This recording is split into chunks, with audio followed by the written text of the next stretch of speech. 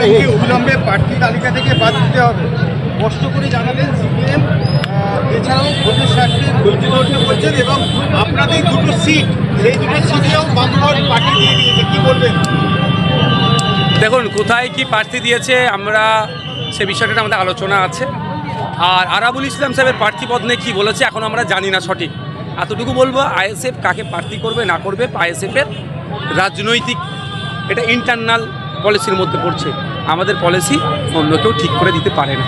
এছাড়াও আরেকটা কথা বলেছে যে যাকে আমরা পরাস্ত, মানে আরাবুলকে নিয়ে যাকে আমরা পরাস্ত করবো তাকেই বগল দাওয়া করে করবে, সেটা আমরা মানি না। আইএসএফের সমর্থককে ভুল করেছে যে সেই ভিত্তিতে নিয়ে কোনো লাভ হবে না। যারা এপাশ ওপাশ করে বামপন্থী সেটাকে সমর্থন করে না। এখানে এটা কোনো ওয়াশিং মেশিন নয়। দেখুন, একটা কথা বলি, আমি আবারও বলছি, আইএসএফের পলিসি নিয়ে অন্য কোনো রাজনৈতিক দল ঠিক করতে পারে না। আইএসএফের নির্দিষ্ট দলের একটা পলিসি আছে। আমরা কোনো দলের লেজুর ভিত্তি হয়ে চলতে পারি না। Thank you.